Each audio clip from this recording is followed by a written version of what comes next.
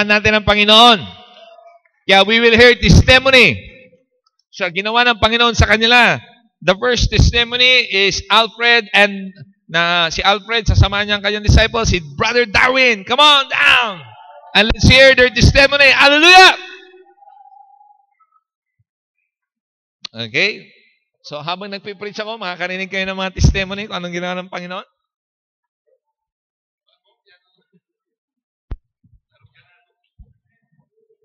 Okay na ko na, bro.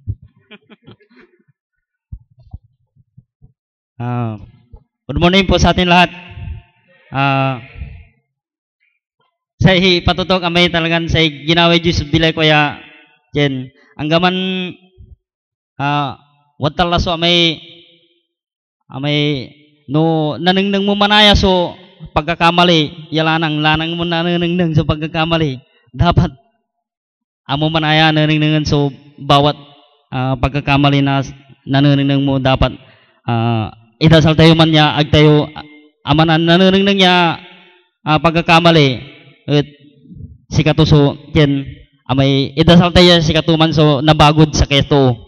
Amen. Tan amay say ang ganuwat ng kalaya amay watan so pangkakasalanan mo watan so Lord yalanang ya mangibad sika mampapanunot at amin nagagawa mo ya among gagawon tan anak ta wajak ya manantabed sika tan say pagsubok ya di malan na bilay ko grabe so di malan na bilay ko ya jen say anang nangkod bilay ko may puro aliwaya amin ganyan say testimony na tan amay talagan ay say Diyos at tutoy po ulinan anggaman niya say gagawin tayo at aliwa at watan niya lanang at sikato so mga antabay yalanang at sikatayo ya anggaman una arawi ka at sikato asingger sika na wala laman so akatanumod sikaya wala laman akatanumod sikaya bukal ya sikaman na anak na sikay anak na Diyos ibabagay Diyos siya kalanang una arawi pero sa Diyos watan niya lanang ya amay ipapanunot ton lanang may amay watan sub ang gano magkakamali ka watan sub blessing sige iterlad sika anggaman say gagawa mo at aliwa but say Diyos watan niya lanang niya mga antabay sika ya agto ka po ulyanan tano once ya insukom sa bilay mo Diyos sa katawan anggaman aliwa gagawa mo watan sa Diyos ya mangibad sika ya amin niya gawon mo at nanengneng mo may sarilim ya aliwa may gagawin mo amen and kanyan ingat kayo amin niya watan so Diyos ya manengneng si tayo ya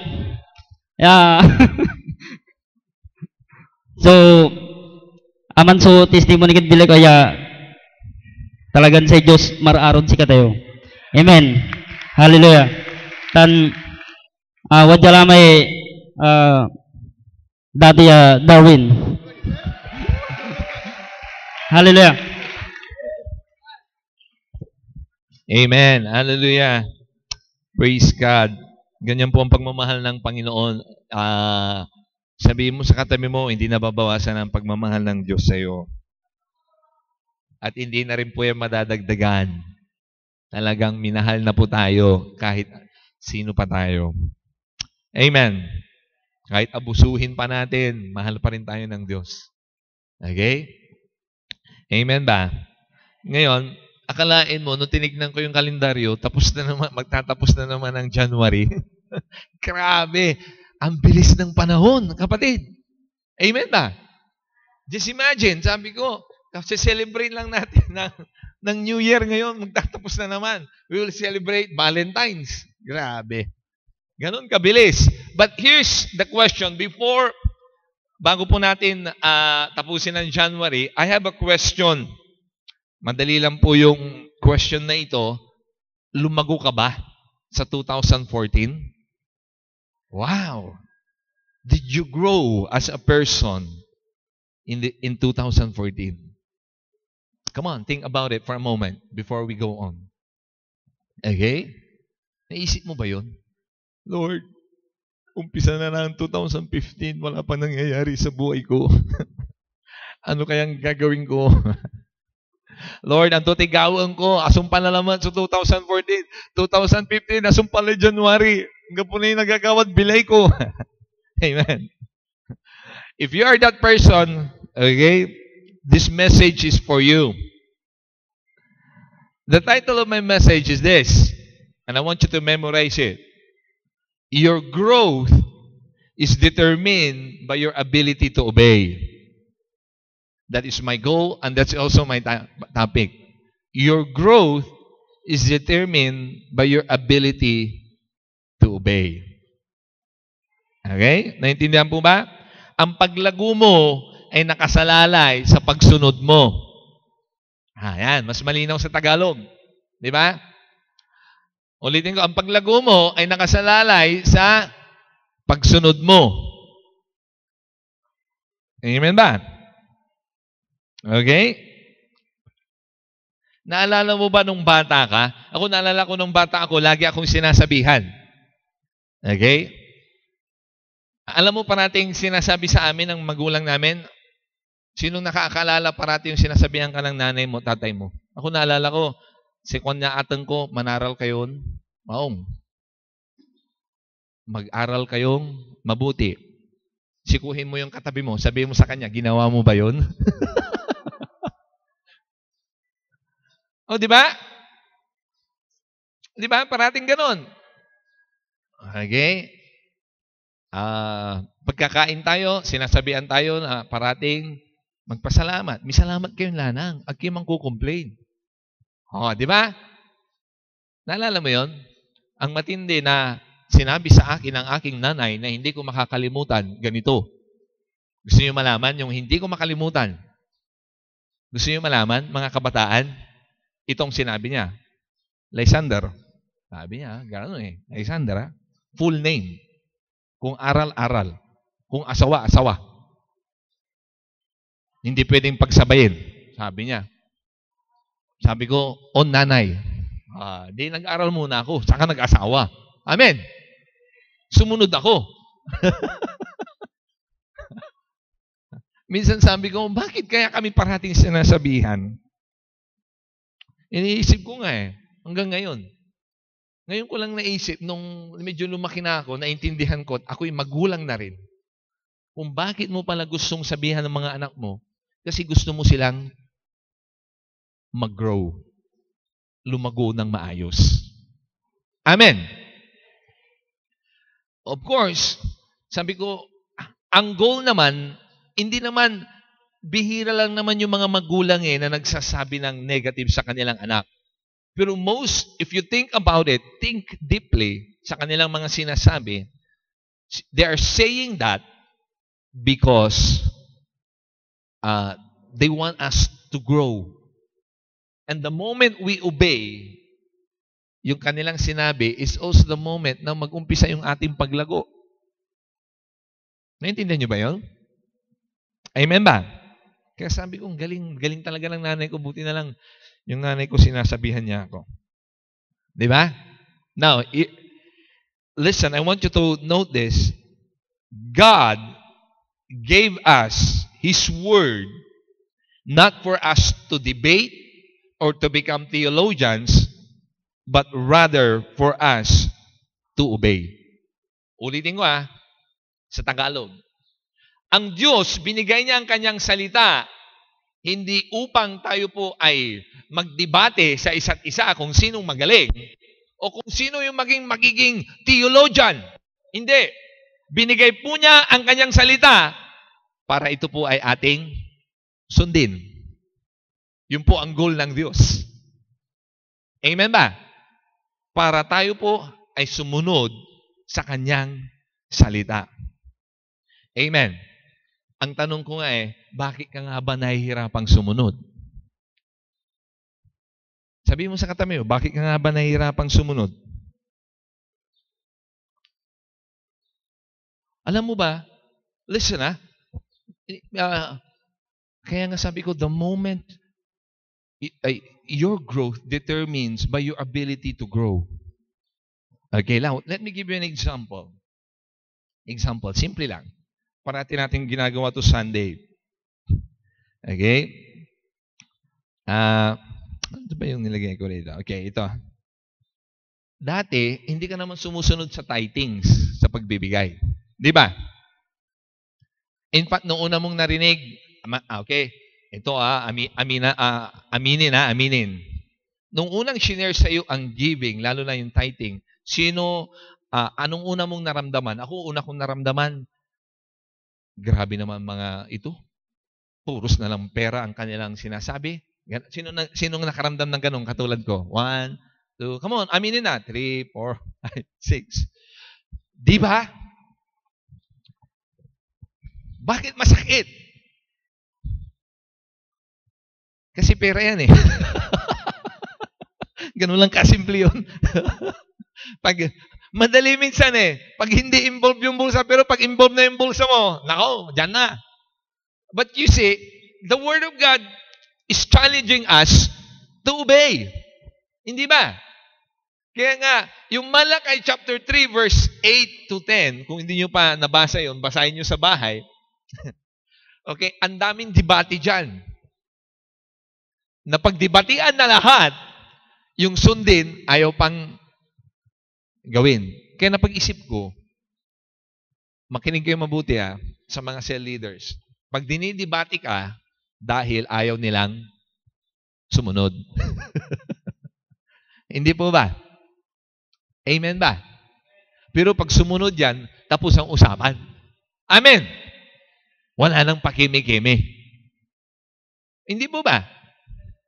Okay? So, importante, tingnan mo pag nasunod mo na yon, ang in-illustrate ko lang tungkol sa tithing pag nasunod mo na yon, magtataka ka, lumago ka.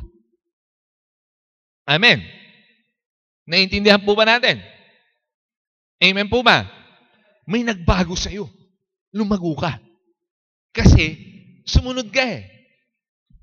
Kaya, ang goal ng Diyos sa pagbigay niya ng ating salita is makikilala natin siya sa pamamagitan ng pagsunod natin sa kanyang salita. You cannot, kaya sabi ko kanina when we were worshiping, I want more of you, God. Amen. I want more of God. Pero anong larawan yun? Alam mo bang, you will have more of God when you obey. And I said, oo nga no, Lord. Ganun lang kasimple. Amen ba? Hallelujah. Sabihin mo sa katabi mo, tinatamaan ka na ba? Okay. Luke chapter 2 verse 49 to 52. Okay. Ito po yung kwento na tingnan natin how did Jesus deal with the issue of obedience. Si Jesus po, batang-bata pa po siya dito. He was only 12. Parang ang edad niya is 1 year older than LJ. So ito po, katulad ng dati nilang nakagisnan yearly, sila po ay pumupunta sa Jerusalem para mag-celebrate na tinatawag nating Passover. Now, ang Passover, most of the time, they celebrate it for 1 week. Biglang nasanay ang Panginoon na nakikipagkwentuhan or yung discussion with the priest. Hindi na mamalayan na napus na pala ang Passover at ang nangyari, naiwan po siya. Imagine iniisip ko mabuti Naging excited siya sa pakikipag-discussion. Nakalimutan niya na may pamilya pala siya na naghahanap sa kanya. And in verse 49, ito po yung scene sa Luke chapter 2. Why were you searching for me? Bakit niyo ako hinahanap? Sabi ni Jesus, he asked, didn't you know I had to be in my Father's house? Kailangan nasa Temple ako ng Panginoon. But they did not understand what He was saying to them. Then, itong ginawa niya ng Panginoon, no? Ginawa ni Jesus. Then Jesus went down to Nazareth with them. Pag sinabi niyan them, ito po yung mga kapatid niya at ang kanyang magulang, si Joseph at saka si Maria. And was obedient to them. Kung mayroon kayong Bible, i-underline yung word na obedient to them. Ang galing, ano? And Jesus was obedient to Mary and Joseph. Sumusunod siya sa kanyang magulang. At ito ang nangyari sa kanya. But his mother treasured all these things in her heart. And because Jesus was obedient, itong sabi ng Bible, and Jesus grew in wisdom and stature and in the favor with God and men. Mayroon po siyang pabor sa Diyos at sa tao. Bakit? Marunong siyang sumunod. Pag nagre-rebelde ka, wala kang pabor. Amen. Ang anak na nagre-rebelde, hindi mapapaboran yan ng kanyang mga magulang. Bakit? Nagre-rebelde. Pero yung parating sumusunod, sila yung napapaboran. Oh, tingnan niyo yung basahin niyo yung Bible niyo. And Jesus was obedient to them. And because Jesus was obedient, what happened? He grew. He grew in wisdom and stature. At ano ba? Because he grew in wisdom and stature, ano nangyari? He gained favor with God and with man. Because, simple lang, he was obedient. Amen ba? Jesus obeyed his parents. Why? Because it is God's authority over him. Imagine, ang anak ng Diyos sumusunod sa kanyang mga magulang. Isipin mo yun. Sumusunod siya sa God-ordained authority. Amen. Amen po ba? Marunong siyang sumunod. Amen po ba? Amen po ba? Mga iba, nag-i-amen pero nag-aalanganin. Okay? God, listen to this. God placed your pastor and your cell leader to have spiritual authority over your life. Kapatid, ganun din. Binigay ang Diyos, ang inyong cell leader, ang inyong pastor, para marunong kayong sumunod sa authority na tinalaga ng Diyos. Amen.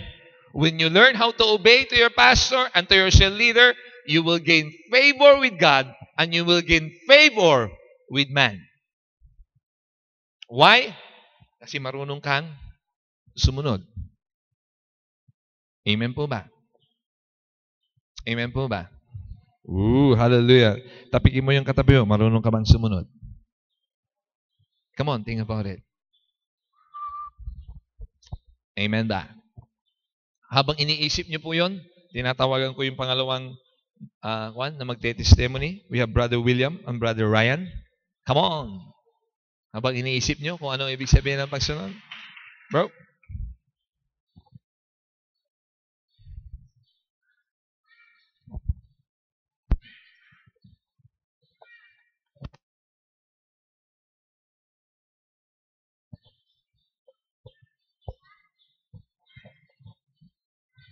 Amen. Good morning po sa bawat isa.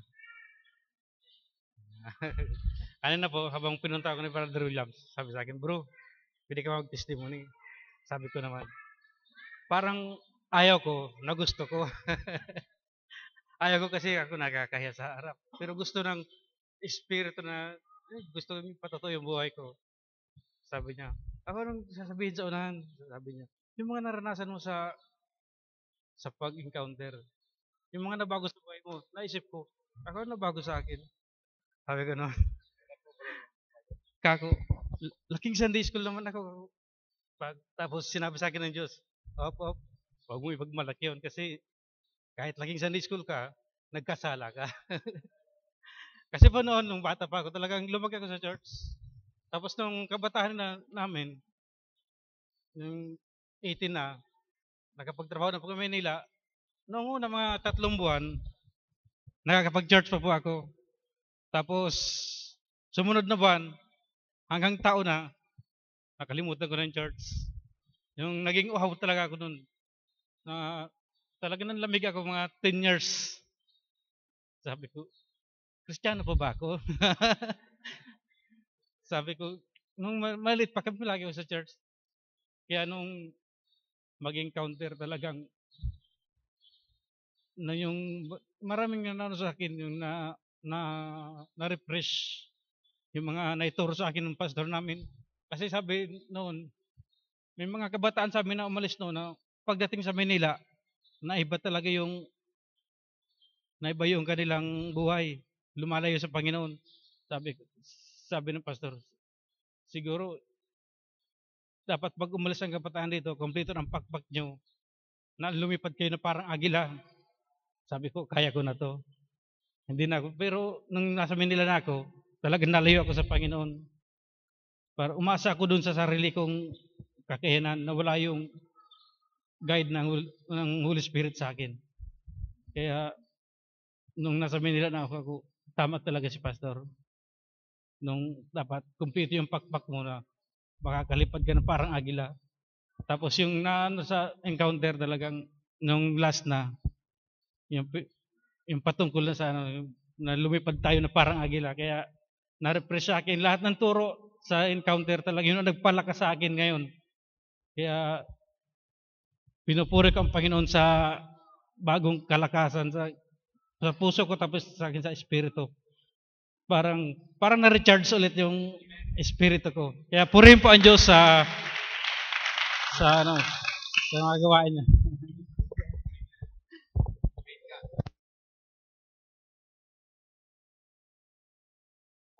Praise the Lord. Yun ang disciple. Kahit sinabihan na ngayon lang siya mag-testimony, sumunod sa kanya leader. Amen. So, praise God po sa nangyari sa buhay ni Brother Ryan. Okay? Hindi porke matagal ka ng Kristiyano, tingnan nyo yun, kaya mo na. No, you need to always be filled with the Holy Spirit. And especially, importante po yun na mayroon kayo pong leader na mag-guide at magpapalakas po sa inyo. Amen. Hindi sukatan po yung matagal ka na. Ang sukatan dito is lumalago ka pa. Amen. Are you growing with the Lord? Amen. Okay? So you see, katulad po ng sinabi ko, may mga binibigay ang Diyos sa atin na mga authorities sa buhay natin na kailangan natin magpasakop sa kanila upang sa ganun, okay, we learn how to obey. Marunong po tayong sumunod. Now, Hebrews chapter 5, verse 8 to 9.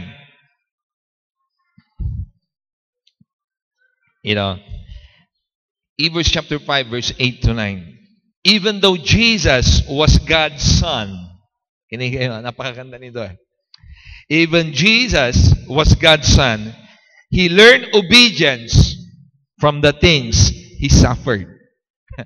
Anak siya ng Diyos, pero natuto pa rin siyang sumunod sa mga bagay-bagay na nagpahirap sa Kanya.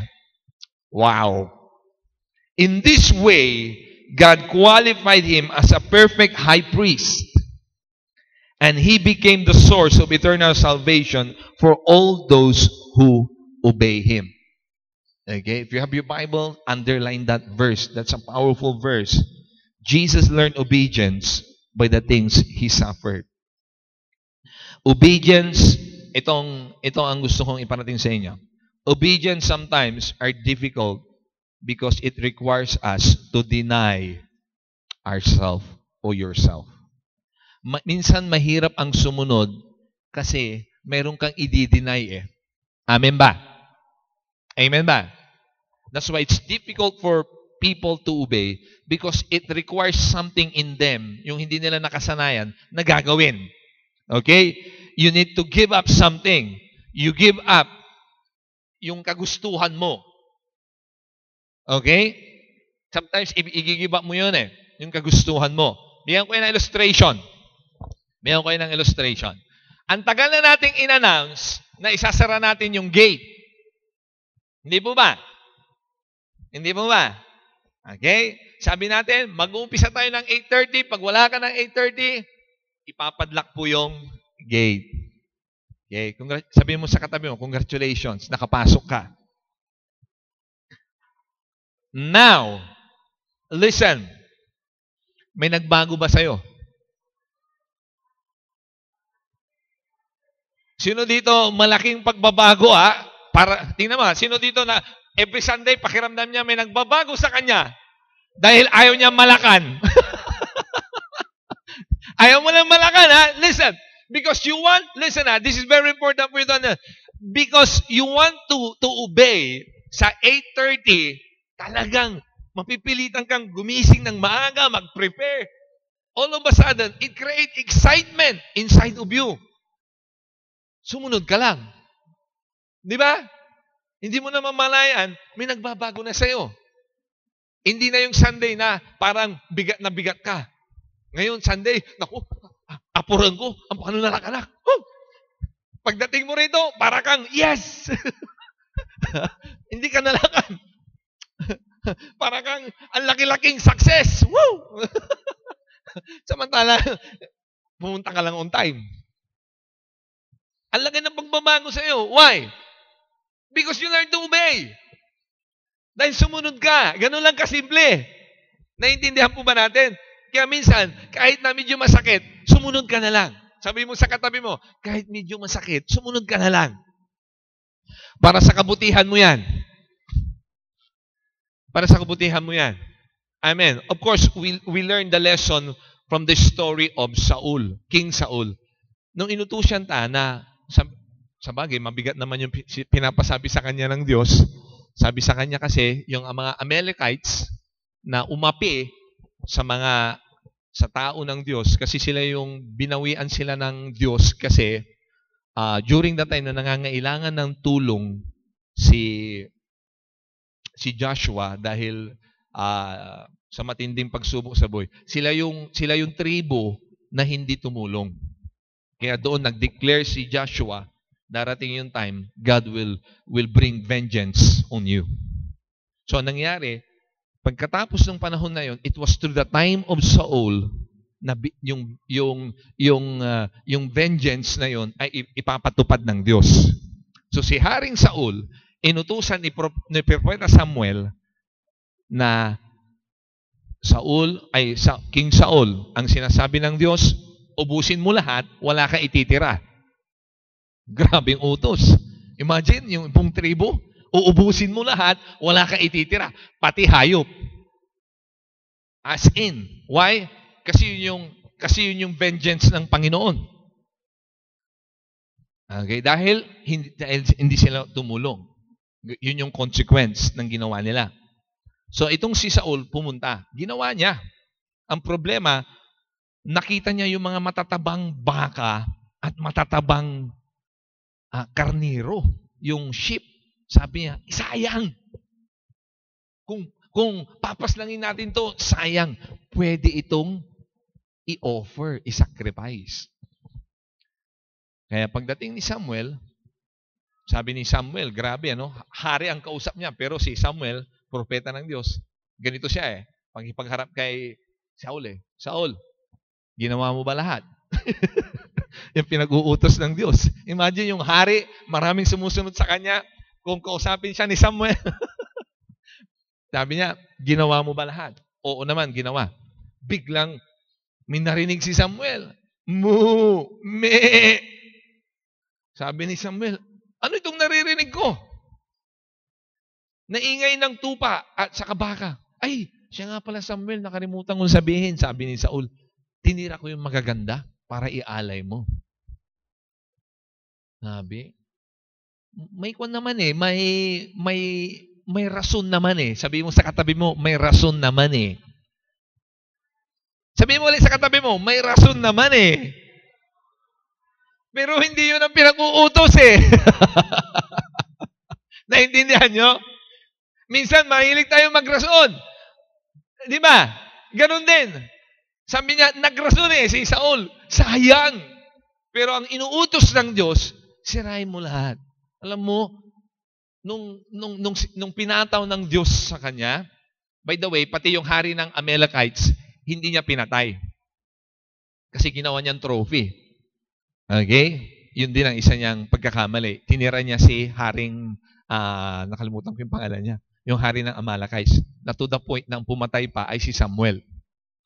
Okay? So, ang nangyari, alam mo ba yung ginawa mo Saul? Sabi ni Samuel, Propeta Samuel sa kanya. Dahil hindi ka sumunod, okay? Dahil hindi ka sumunod, mawawala na sa iyo ang kaharian. Sabi ko, grabe naman yan, Lord. Sa simpleng hindi niya pagsunod, nasira po ang kanyang destiny. To the point na si Jonathan, yung anak niya, ay tinanggap niya na lang na hindi siya magiging hari. In fact, ang kwento po ni Saul at saka ni Jonathan, sabay po silang namatay sa labanan. Natapos po ang kanilang kaharian. At ito po ay pinunta sa isang tao, the man after God's own heart. Ang pangalan niya ay si David. Bakit? Kasi si David, marunong siyang sumunod. Minsan, kahit gaano ito kahirap, sumunod ka na lang para sa kabutihan mo yan. Hindi ba? Minsan, hindi natin naiintindihan. Pag sinabi kang, sige na, mag-win ka. Sumunod ka na lang. Mag-disciple ka. Sumunod ka na lang. Di ba? Pastor, kulang pa ako ng... Oo, lahat tayo kulang pa. Pero mas maganda pag sumunod ka, mag-grow ka. Okay? Mag-grow ka. Amen ba? Okay? Kaya Jesus learned how to obey by the things He suffered. Marunong po sumunod ang ating Diyos, ang ating Panginoong Jesus. Kahit minsan ito ay napakasakit sa Kanya. Amen. Okay? Amen po ba? Okay? Hallelujah. Nilagay po ako dito, tungkol po doon sa pagiging late. Meron ako nilagay na kasabihan, nakuha ko po ito sa isang magaling na leader din. Sabi niya, it's not all right to be late. Sabi mo sa katabi mo, it's not all right to be late. Okay. Sa kumpanya na pinapasukan mo, pag late ka, bawas sahod. Di ba? Lalo na pag ang boss mo Amerikano o kaya British, puti, yari ka. 3 araw ang kaltas pag late ka. Ganon sila katindi sa disiplina sa pagiging late. Kaya, pero alam ko, ang mga Pilipino marunong sumunod. Amen. Pero sabi mo sa katabi mo, pero alam ko, ikaw marunong kang sumunod eh. Amen ba? Okay. Last but not the least, pakinggan po natin ang testimony ni Brother Romy and Brother Freddy. Come on. Alright. Si Brother Freddy ang magte-testimony, hindi si Brother Romy.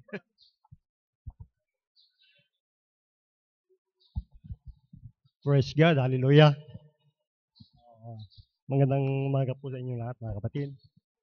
Tunay po na napakabuti ng Panginoon Diyos sa aking buhay. Bagamat medyo emotional pa ang testimony ko. Dahil sa dami ng mga nagawa kong mga pagkukulang nung araw nung nasa Saudi ako, isinuko ko na lahat sa Panginoon Diyos nung ako'y umatin po ng encounter. Hindi ko na itatago sa inyo at siguro naman alam niyo na lahat. Nagkaroon po ako ng ibang relasyon sa Saudi nung nasa Saudi ako. At ito po ay sinuko ko sa Panginoon Diyos ang lahat po ng kamalian ko. At nagpapasalamat ako dahil ako'y umuwi at naka-attend po ako ng prayer encounter at doon ko nakilala ng lubusan ng ating Panginoon Diyos. Salamat po sa gabay po ng aking kapatid si Brother Rumi dahil siya po ang nag-guide sa akin, siya po nagturo sa akin upang dumalo po ng prayer encounter. At doon ko talaga sinuko lahat ang mga pagkakamali ko, mga pagkukulang ko na nagawa ko sa aking mga pamilya. Maraming salamat po sa buhay ng ating Panginoong Diyos. Tunay po na napakabuti ng ating Panginoong Diyos. Ano man po ang ating mga pagkakasala, kung tayo po ilalapit at isusuko natin lahat, hindi tayo pababayaan o hindi tayo iiwan. Lahat po ay Kanya tayong kukupkupin at tatanggapin. Maraming salamat po at binabalik ko ang papuri pa pasalamat sa Panginoong Diyos.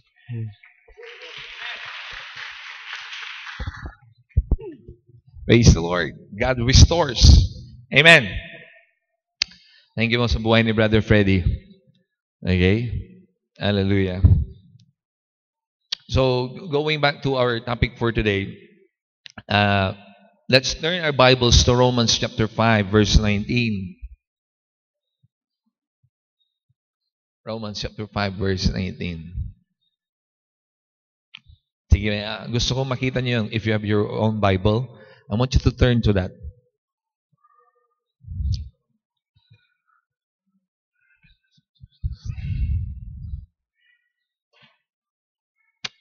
Ando na po kayo? Ito, I pray na makuha po ninyo ito. Romans chapter 5, verse 19. For just as through the disobedience of the one man, he was talking about Adam, that many were made sinners.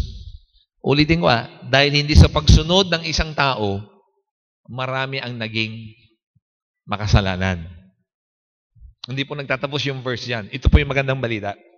So also, through the obedience of one man, that many will be made righteous. Okay? Ano sinabi dito? Dahil po sa pagsunod ng isang tao, at yan po ay ating Panginoong Jesus, marami ang naging matuwid. Marami ang naging banal. Marami ang makakapunta ngayon sa presensya ng Diyos dahil sa pagsunod niya. Amen. Palapakan po natin ang Diyos. Ito ang matindi. His obedience led him to his destiny. Naiintindihan niyo po yun? His obedience, yung pagsunod po niya, okay, ay napunta po siya sa kanyang destinasyon, sa kanyang destiny. Amen. Amen po ba? Bakit? Bakit kaya niyang sumunod? Kasi nung bata pa siya, marunong na siyang sumunod. Amen. Nung 12 years, nakita po natin yung kwento na sumunod po siya. Did you know that it took Jesus 18 years of obedience to Joseph and Mary before turning 30 years old? Yun ang nag-umpisa ang kanyang ministry. Ang ministry po ng ating Panginoong Yesus is it took only 3.5 years. 3 taon at kalahati lang. But his preparation was 18 years. Naintindihan niyo po yun? But what led him to his destiny was his obedience. Kapatid, ano sa palagay mo ang maglilid sa yung destiny mo? I think it's also your obedience. Amen. If disobedience brings curse,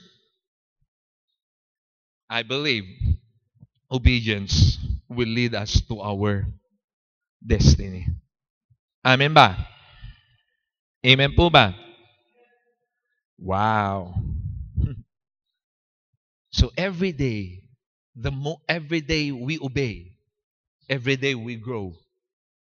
And every day we grow, God is preparing us for our destiny. Ngayon, nagpapasakop pa lang kayo sa inyong cell leaders. Sige lang. Sumunod lang kayo. Okay? Mamaya, your time will come. You will be the one to lead. Dapat ready ka na. Ngayon, may karapatan kang mag-lead kasi natuto kang sumunod. Ang mga taong hindi marunong sumunod, walang karapatang mag-lead. Bakit? Hindi ka marunong sumunod eh. Rebelde lang ang ipoproduce mo. Pero pag marunong kang sumunod, kahit maliit na bagay yan, maaasahan ka sa malaking bagay. Amen ba? Amen ba? Now, sino dito, I will close with this verse, pero mahaba po ito, with this chapter of the story. Sino dito sa inyo nakabasa ng Deuteronomy 28? Pakitaas ang kamay. Deuteronomy 28. So if you don't, pag hindi nyo pa nabasa, I want you to turn onto that verse and into that chapter of the Bible. Deuteronomy chapter 28. And we will close our preaching today with this verse. Because as I'm reading this verse, I want you to claim the promise of this verse. I-claim mo. Sabihin mo sa katabi mo, i-claim mo. Okay? Ito pong sinabi. Okay? If you, verse 1, if you will fully obey the Lord, if you have your Bible, obey. Sabi niya doon, if you fully obey the Lord your God, and carefully keep all His commandments that I'm giving you today, the Lord your God will set you high above all the nations of the world. You will experience all these blessings if you obey the Lord your God. Are you ready? Itong sinabi niya na blessings. Your children and your towns and your fields will be blessed. Amen. Mag-amen kayo kung gusto niyo malaman. Your children and your crops will be blessed. Your offspring of your herds and flocks will be blessed. Amen. Wherever you, your fruit baskets and breadboards will be blessed. Napalitan ko kaya ito, fruit basket saka breadboard. Wala tayong fruit basket saka breadboard. Yung kaban ng bigas ay mapapalain ng Panginoon. Yung refrigerator mo ay mapupuno. Iyon ang ibig sabihin nun. Palakpakan natin ang Panginoon. Ito pa, wherever you go and whatever you do, you will be blessed. Woo! Okay? Ito maganda, verse 7. This is one of my favorite. Ito, paborito ko ito. The Lord will conquer your enemies when they attack you. They will attack you from one direction, but they will scatter from you in 7 directions. Amen. Palapakan natin ang Panginoon. Ganito yun, ganito yun. Ang ibig sabihin niya, para maintindihan nyo, nung papaugasan to katay, kaabay mo, o ating kaklasim. Okay? Mamaliwa, umbatik itan at mamimpiton, direksyon konti arapan to. Yun ang ibig sabihin. Amen. Amen. Okay. Next. Sige. Kalahati na tayo ng verse. Ang dami pa. Okay. The Lord will guarantee a blessing on everything you do and will fill your storehouses with grain. The Lord your God will bless you in the land He is giving you. Amen. Verse 9. Okay. If you obey the commands of the Lord your God and walk in His ways, the Lord will establish you as His holy people as He swore He would do. Kaya nga napakaganda eh. Pag sumusunod ka sa Panginoon, yung kinakanta mong, I am yours and you are mine. Totoo yun. But that if, hindi ka lang kumakanta. Kung hindi, sumusunod ka. Amen. Next, verse 10. Then all the nations of the world will see that you are a people claimed by the Lord, and they will stand in awe of you. Woo! I love this part. Yung pag nakita ka ng mga tao, mamamangha sila sa'yo. Amen. Yung pag nakita nila yung buhay mo, wow, ibang klase siya. Amen. That's why the theme of our Rock Point anniversary, inspiring generations. Okay? Hallelujah. Verse 11. Malapit na po tayo. The Lord will give you prosperity in the land He swore to your ancestors to give you, blessing you with many children. Amen. Wow, kunti lang amen. Amen, dapat yan. Amen. Numerous livestock and abundant crops. Woo! Amen ba? Next, verse 12. The Lord will send rain at the proper time from His rich treasury in the heavens and will bless all the work you do. You will lend to many nations, but you will never need to borrow from them. Grabe, no? This is the best part that I love. Yung bang, hindi ka uutang. Ikaw ang magpapa. Lord, I'm longing to that time. Amen. Kiniklaim ko ito, Lord. Okay? Next, verse 13. If you listen to these commands of the Lord your God that I'm giving you today, and if you carefully obey them, the world will make you the head and not the tail. And you will always be on top and never be at the bottom. Amen. Woo! Amen. Verse 14, the last verse na pinili ko lang, ano? You must not turn away from any of the commands I'm giving you today, nor follow after other gods and worship them. Okay? Wow. Sabi ko, imposible, kapatid, na hindi mo ma-reach yung destiny mo if you are obedient. That's why your growth is determined by your ability to obey. Kapatid, there are times masakit po yung pinapagawa sa inyo ng inyong pastor, na inyong mga cell leaders. Pero gawin mo lang. Bakit? Lalago ka. Minsan there are times masakit ang salita ng Diyos. Gawin mo lang. Sabi ko nga, Lord, bakit mo binigay ito? Ayaw niyo ba yung mga pangako na ito? Napakalaki. Paulit-ulit yung word na blessing. Di ba? Paulit-ulit. Sabi ko, paulit-ulit to Lord. Pero isa yung susi doon sa verse 1. If you obey. So, ang Panginoon, nasabi niya na ang kanyang salita. Sabihin mo sa katabi mo, nasa iyong kamay na ang pagsunod. Amen. The next time, my challenge is this.